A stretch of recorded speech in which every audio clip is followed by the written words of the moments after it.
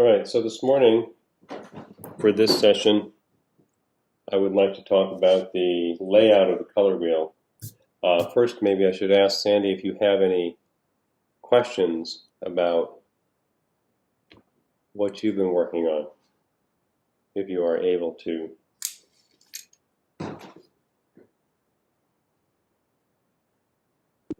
Okay. Don't have no questions right now. What's that? I said no questions right now. Okay, thank you.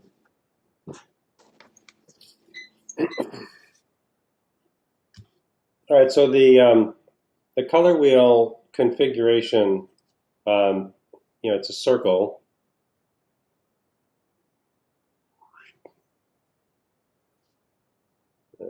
You've got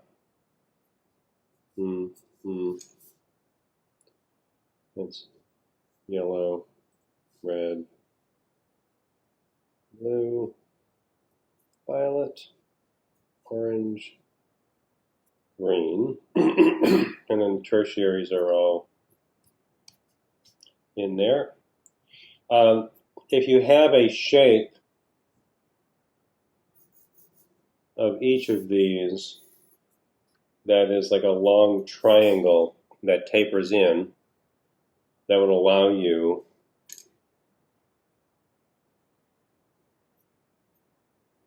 to, they all will make room for each other by getting smaller to the point. So this, as a shape, the triangle is simple and it would be effective if you were to just use the triangle. You could take that triangular shape, however,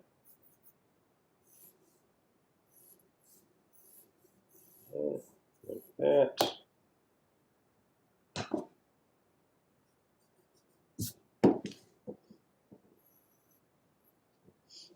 And maybe curve it. I guess I'd have to stay on this edge. I can't make it bigger this way. I just have to come off of that edge a little bit. Don't throw your eraser too far away. There we go. Like that. So a simple change to a simple triangle would give you something. You could even, I think I might, it's going to be a little harder to control the curve around the outside. But if you were to curve that just a little bit like that, then you would have this, potentially have this color wheel that has these, so it might help encourage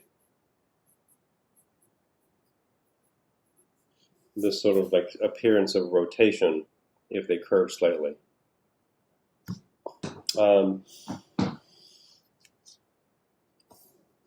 How you would do that. So these are these samples I painted from last time. And let's say I take one, these two are very similar. Just take a scrap of the media paper. Let's say I decide I'll do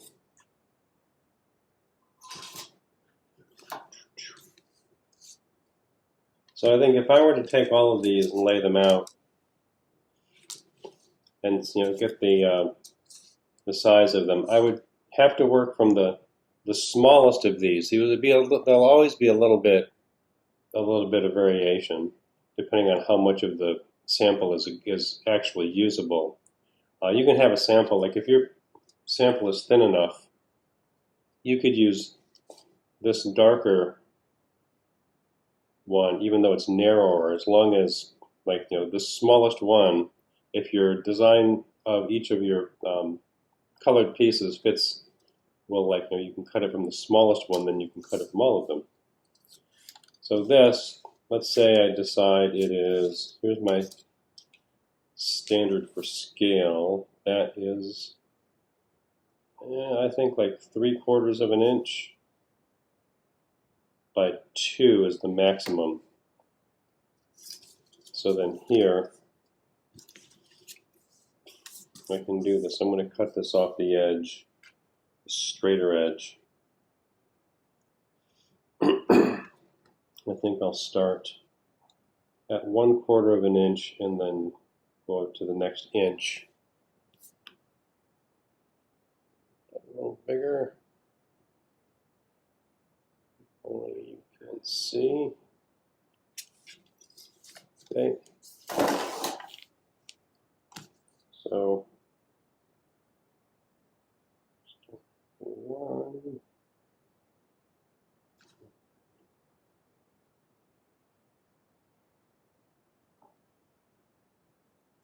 There.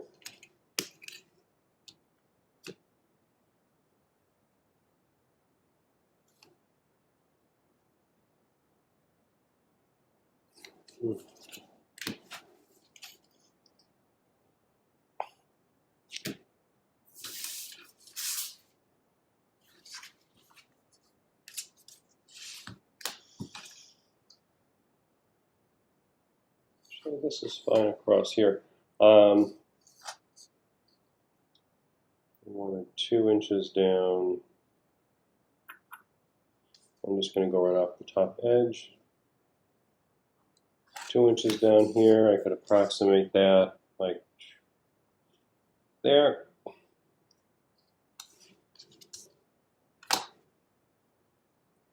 If I find the middle, I want to make sure that I'm working off the center. 3/4 of an inch wide, 3/8 is there.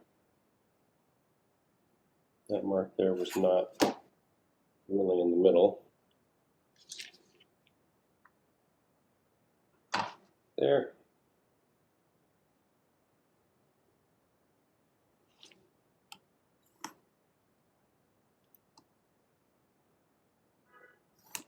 There. So there is my triangular piece.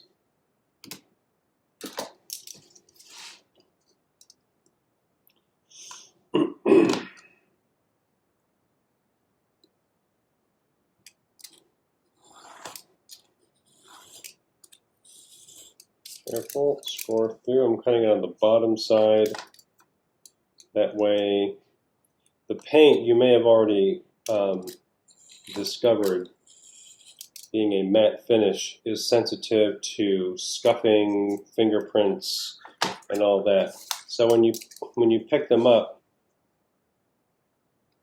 avoid touching the painted surface. When I pick them up, I'll hold them like by the side as much as I can, or just like set it down in my hand like that. Hard to avoid touching the surface at some point, but just minimize it. Wash your hands, make sure you don't get anything on there. Because like, if you, let's take a dark one of these that's very similar.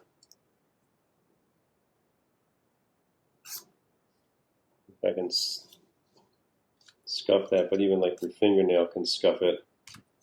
Hands are pretty clean, you just wash them, but you can like try this where you like, well, I guess if you have, whatever. You can stain, I've seen it, you can stain them just with your fingerprints. Okay, so you can see that this is 3/4 by 2. And I'm not using this one. I chose this as like a duplicate color that I have.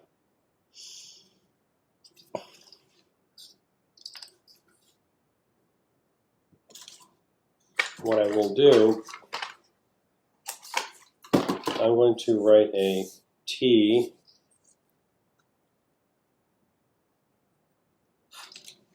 on the back of this, and that means template. So that is my template for tracing all of the color shapes. This way, I have a better chance of making them all the same. Tape it down so it doesn't shift. You don't have to tape it down too thoroughly. You just don't want it to shift on you. Sharp pencil.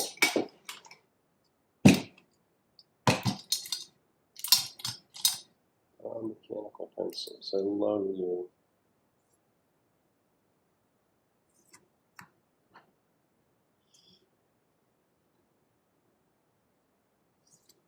There. So now I have that, which is almost complete. I had to tape it down someplace. So it's almost complete. And if I cut this,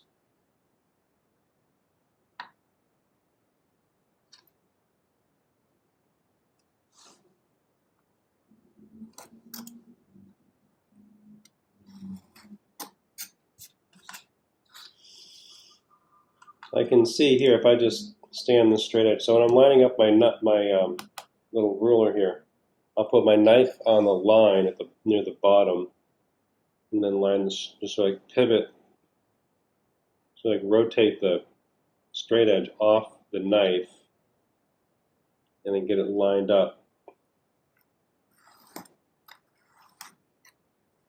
And then of course I don't need the rest of that line. Again, knife point near the bottom of the line, off it there.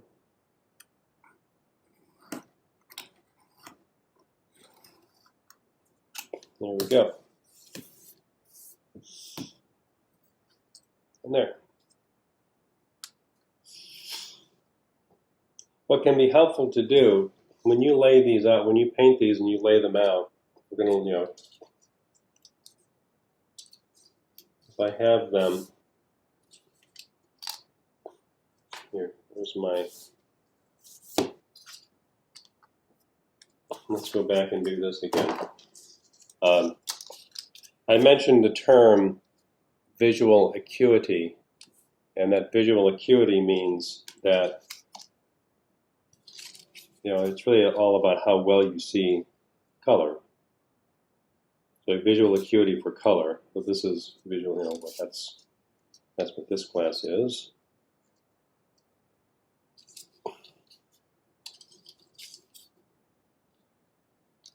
Let's see here. I think if I can't remember, I didn't number them last time, so I really can't remember where they all go. So I'll have to start over with that, which is not that big of a deal because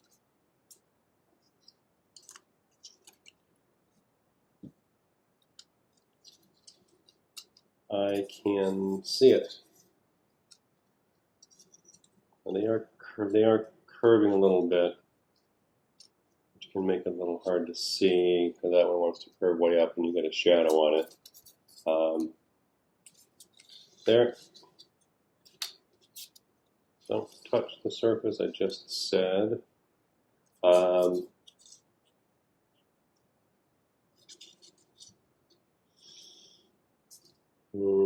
Good. Pretty good. So, between yellow and blue, I need yellow, I need blue, then I need yellow, green, green, and blue, green. So I don't need all of them.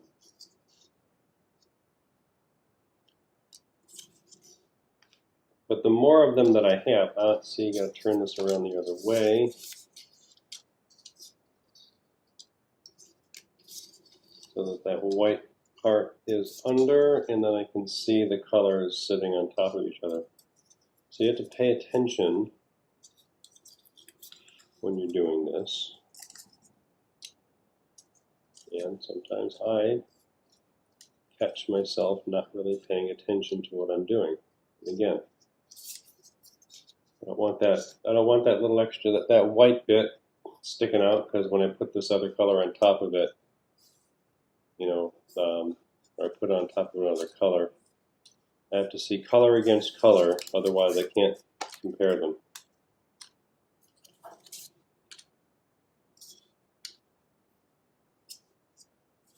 Turn them around and help myself out a little bit. Good. Good. And my blue is here. So there will be, there will need to be a clear difference between yellow, yellow, green, green, blue, green, and then blue. It sits in here. So it's interesting, you can see, you put them down on each other. Lay them down like that. There you can see the one that I cut the triangle out of. You can see the difference between. You can see. There we go. You can see that the triangle is greener. So that's what you're looking for here. Is you're looking for, like, with blue, green, and green, and then yellow, green. You're looking for here. You're looking for a comparison between blue and green.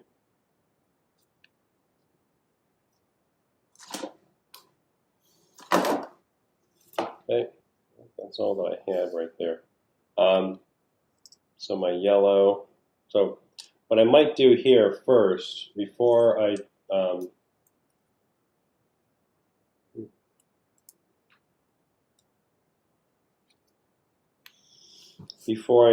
start trying to choose them, 1,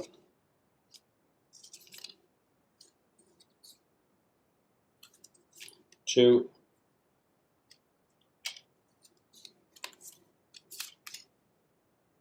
3,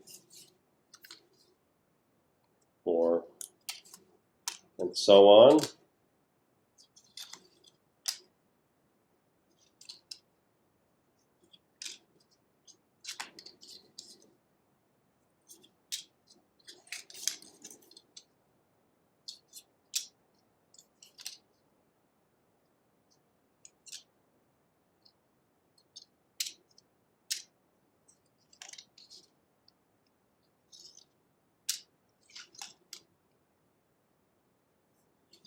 Okay.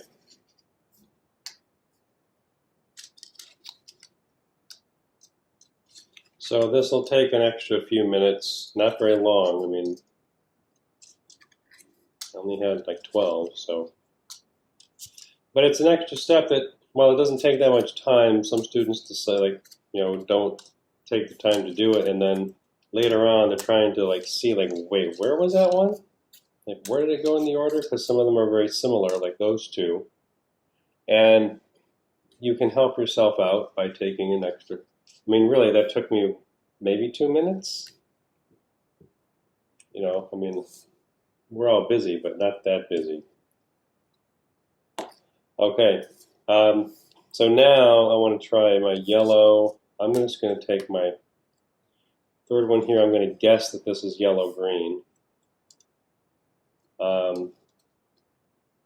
I'm trying to find, like, what's in between. Like, if I've got, I mean, you could start with, like, yellow and blue. And then what seems to be, like, kind of in the middle. Could be this one.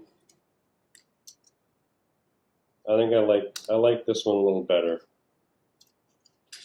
But you should try different ones. You should compare them. And so then in between the blue and the green, and I think my green's good. I don't know for sure.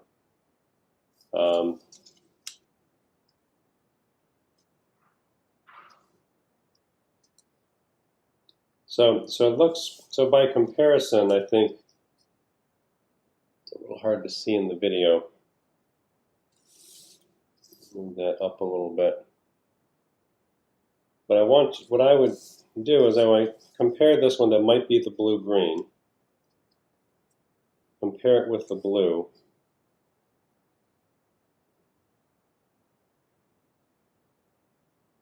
And it looks pretty green next to the blue. If I compare it to the green, you can see that it is bluer. But I don't know if it's right. It might still be too green. So I got this one that has more blue. So this is my last one here. And I think this is probably it because it still looks a little greenish.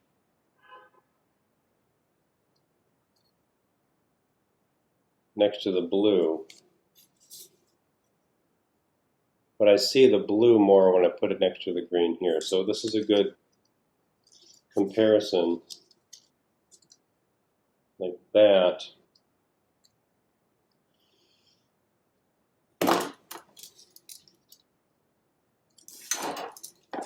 There. There. A little bit of white is bothering me on this sample.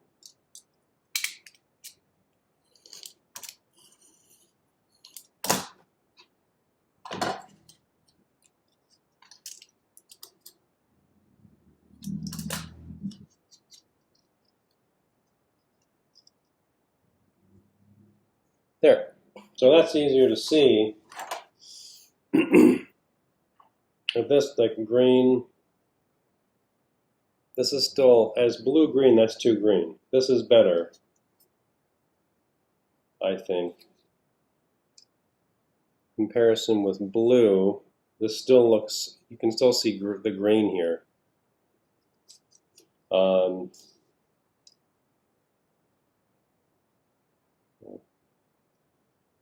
So I think 12 is better for my blue-green. I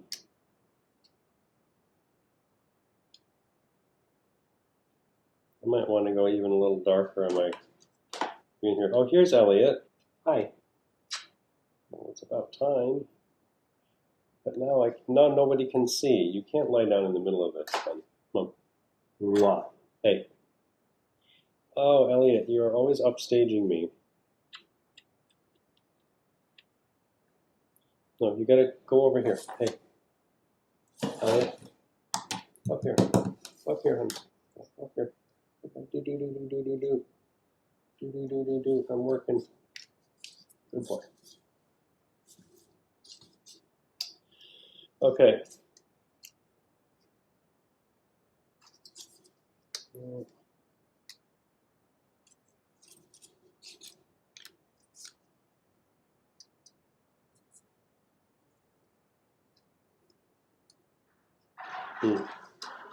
So this is all a trial and error process. I want to try to make my, like here you can see a clear difference between yellow, yellow-green. I might go a little lighter. Because here I can still see a clear difference between yellow and yellow-green.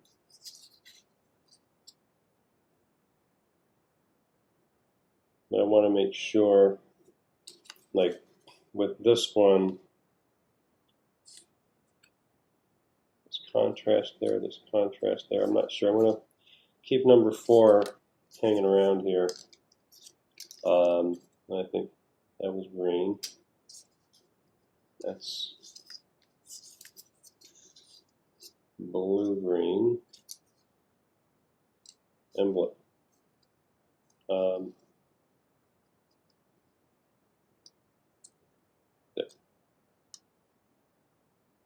But I can see it better across the, if I put a little weight on it, try to flatten it out.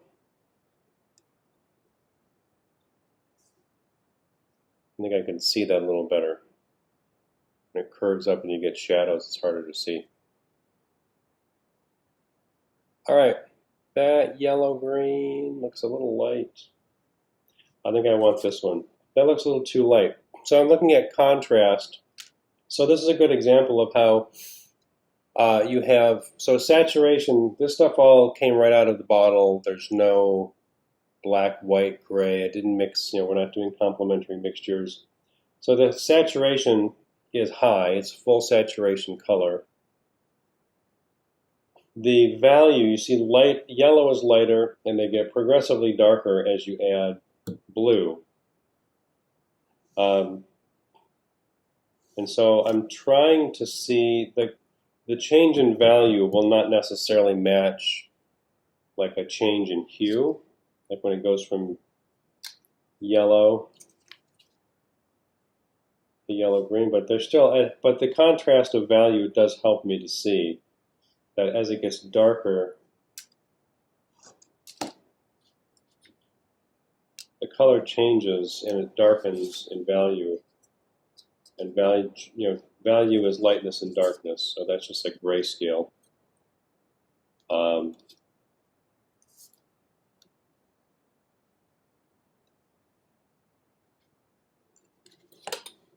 Watch that.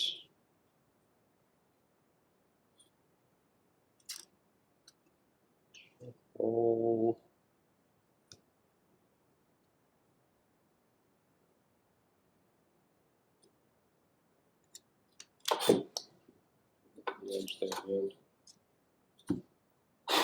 Oops, sorry. I got a kitty hair on there somehow. I don't know how that happened. Okay. I think that's better. I mean, like, this was my lighter one that I had. I think that's just a little too light. So for what I have painted, this is the best. You don't have to keep painting to try to make everything perfect. I want you to get it as close as you can. Yeah, that's good. That would be a way of working out that process. That took me a little less than half an hour, maybe like 20 minutes. Okay, so here, now that I've got these, I will write in the center, so there's less chance I cut it off when I trim it. Yellow, green. Oh, that's yellow. Getting ahead of myself. Yellow. I was looking at the yellow, green.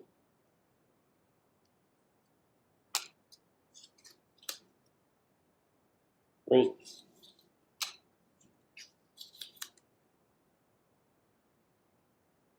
Blue, green, and blue, just in case you need to be reminded. The primaries, you can always paint another little bit out.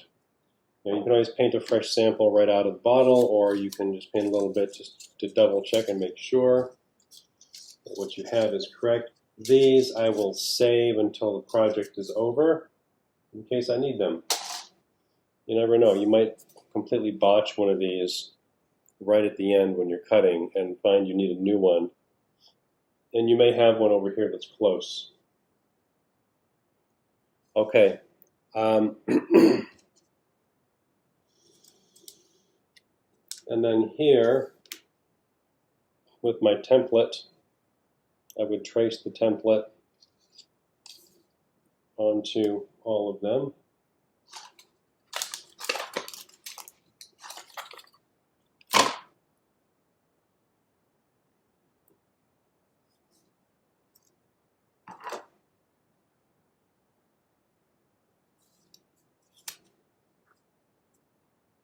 Right.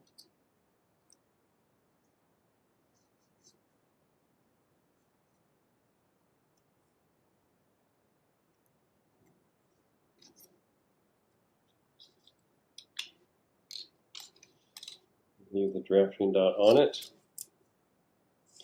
If you want to, like to make sure that you've got, like if I leave, that's fine, that'll be good. If I leave enough space over here on this side, I could cut another one off of this.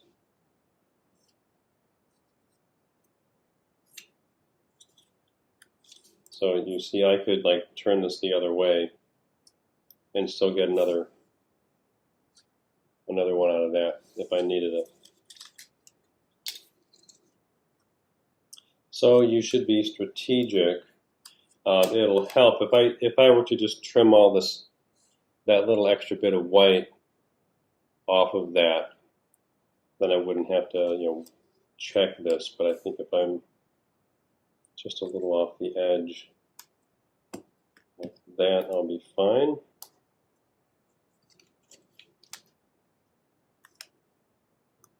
Closer to the bottom, hold it. Okay, so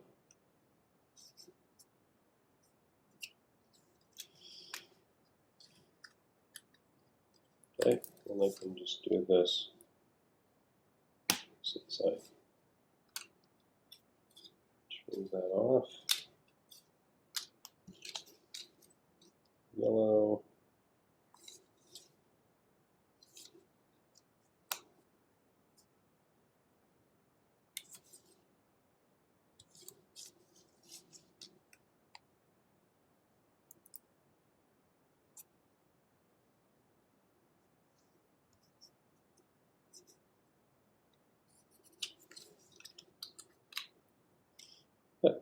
Then they can all get trimmed out.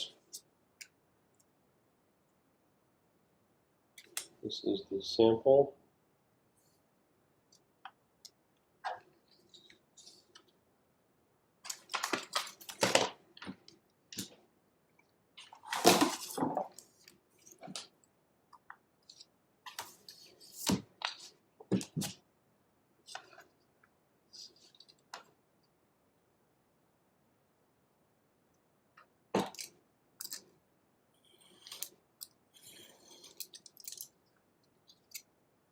Okay.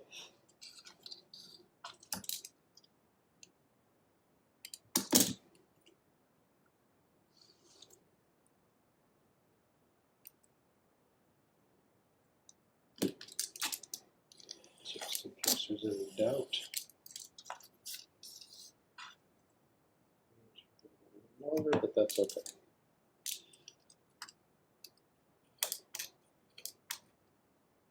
Okay, don't try to cut through all in one shot. You don't have to. But, nothing to prove here. So that yellow can go over there. That's a sample piece. So here I think I'm going to toss my extra bits aside just so I don't get them mixed up with anything useful. It's trash up there. Template can stay. That's yellow. There.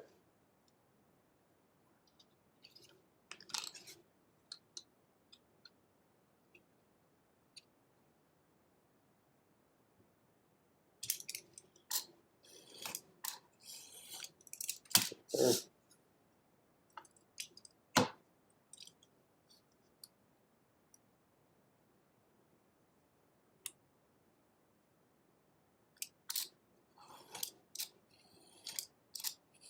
Okay. So the template is really convenient because you only have to measure and cut out the shape once.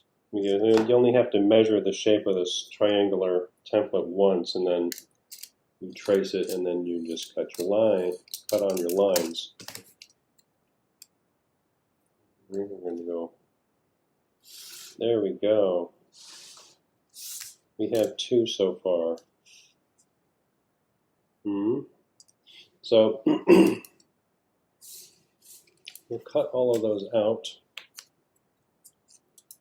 Save these and use. I'll finish up this part on Thursday. Let's go there. There.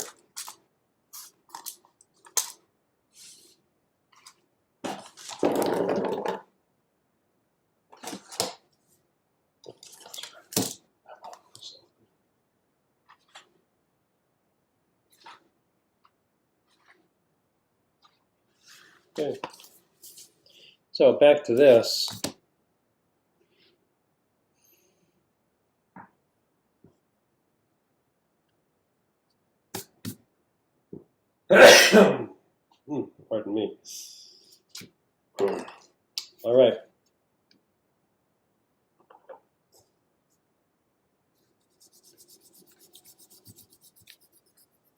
So I would like you to create, I would like the circle of the color wheel to look good. The diameter of the circle, which is the distance across, I guess like the diameter is from, the farthest point across, 6 to 8 inches.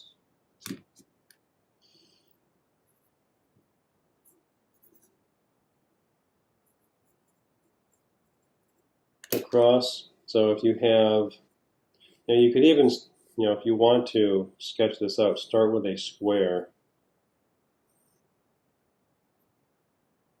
You could, of course, measure the square. That's 6.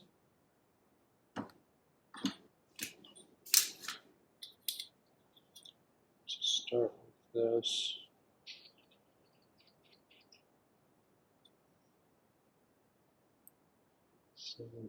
One.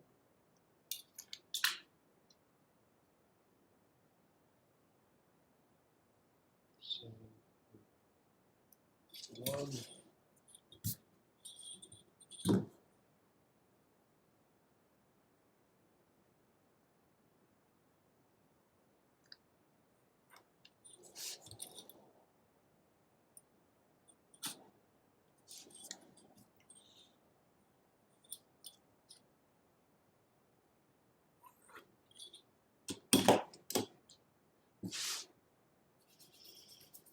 Okay, so when you, I want you to mount these to the presentation board, and ideally using rubber cement, since, we'll talk about that Thursday. Rubber cement's tough because rubber cement stains the surface of this.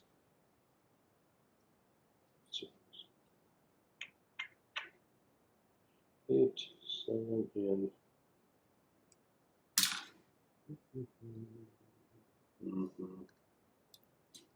okay. So let's say if we use a 6-inch diameter circle and start it as a square.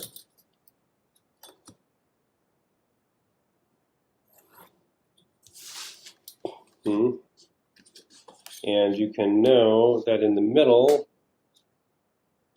6 inches across, 3 in the center, yellow is going to go right there.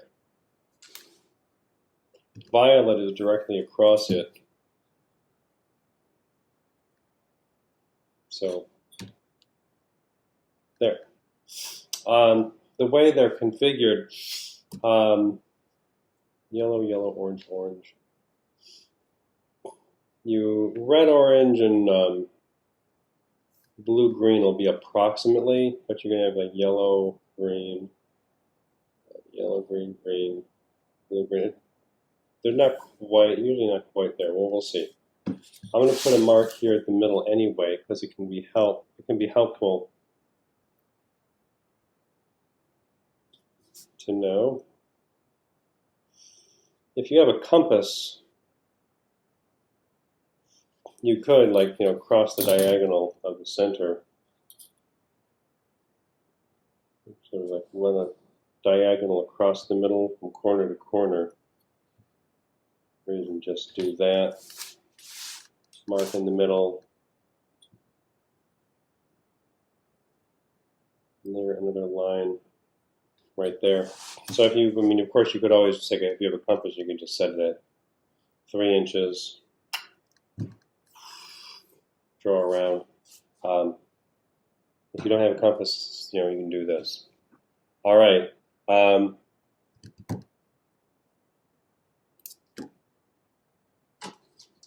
Yeah. You can see my yellow reaches down there. Like this would be like an approximation. Now this is a little bit,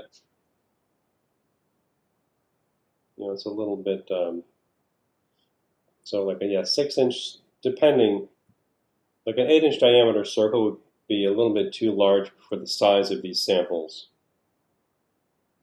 So 6 inches across is better. So even from here, if I can approximate, if I had like a, I'll put my template down here and just to take the spot of violet.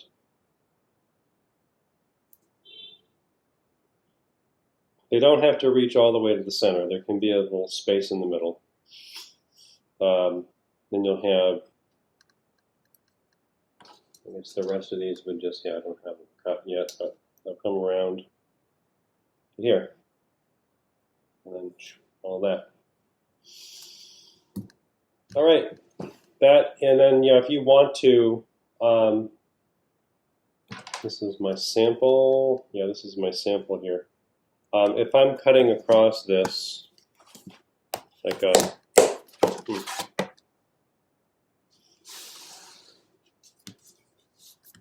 if I wanted to do this, like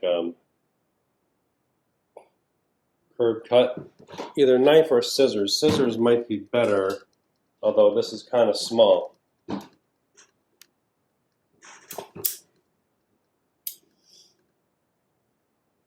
And if, with the scissors, if you slowly close the scissor there, make sure to try to make it tight. Then turn the sample. Try to get that little hook. You can see compared to that straight edge, there's a little bit of a curve here. I might also try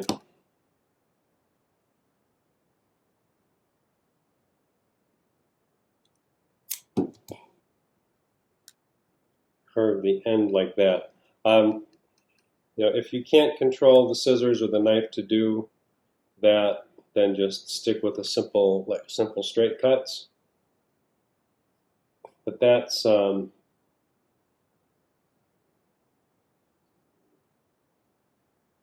would be like make it a little more interesting to have this like little curve there, so that when you have them all down, that slight curve is going to be a little bit nicer to look at. All right. Any questions?